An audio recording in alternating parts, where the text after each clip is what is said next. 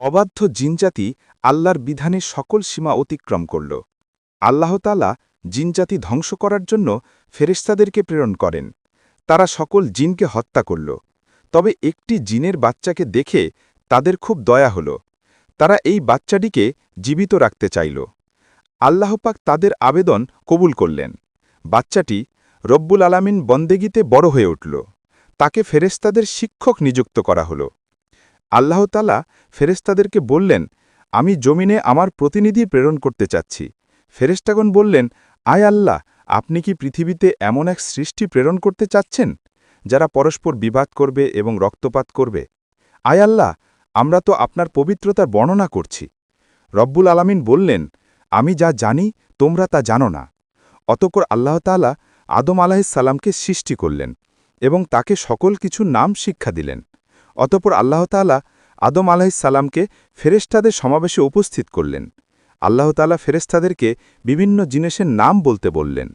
ফেরেশতারা বলল, আপনি পূত ও পবিত্র সত্তা। আপনি যা শিক্ষা দিয়েছেন তা ছাড়া আমাদের কোনো জ্ঞান নেই।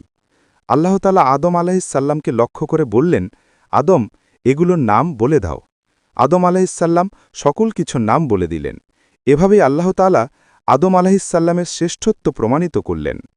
শ্রেষ্ঠত্ব প্রমাণের পর আল্লাহ তাআলা আদম আলাইহিসসালামের সম্মানের প্রদর্শনের জন্য ফেরেশতাদেরকে সেজদা করতে বললেন। সকল ফেরেশতা সেজদা করল। তবে ফেরেশতাদের মধ্যে বিদ্যমান জিনের সেই বাচ্চাটির কথা আপনাদের মনে আছে? তার নাম ছিল আজাজিল। সে আদম আলাইহিসসালামকে সেজদা করল না। আল্লাহ তাআলা জিজ্ঞেস করলেন, তুমি আদমকে সেজদা করলে না কেন? সে দম্ভ ভরে বলল, আমি তার থেকে উত্তম। তাকে সৃষ্টি করা হয়েছে মাটি থেকে, আর আমাকে সৃষ্টি করা হয়েছে আগুন থেকে। আগুনের গতি সদা ঊর্ধ্বে, আর মাটির গতি সদা নিচে। সে শুধু সৃষ্টির বাইরের উপাদানের পরে ভর করে তার মুনিবের আদেশের অবাধ্য হল। সে তার মুনিবের আদেশের অন্তর্নিহিত সৌন্দর্য, তাৎপর্য কিছুই অনুধাবন করল না। তার অহংকার তাকে ধ্বংস করল। সে অভিশপ্তদের অন্তর্ভুক্ত হল। সেই সর্বপ্রথম সৃষ্টি যে অভিশপ্ত হল অহংকারে বশীভূত হবার কারণে। আল্লাহ তাআলা আদম আলাইহিসসালামকে বললেন, হে আদম, তুমিও তোমার স্ত্রী বেহেশতে বসবাস করো, আর গন্ধম গাছের নিকটবর্তী হইও না।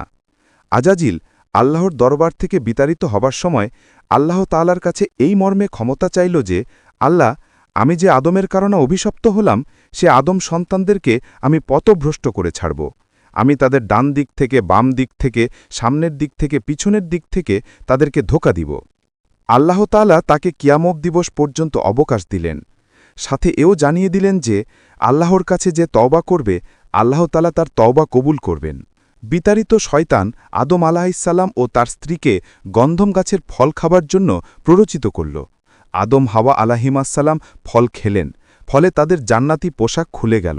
তারা গাছের পাতা দিয়ে নিজেদের লজ্জাস্থান আবৃত করে নিল।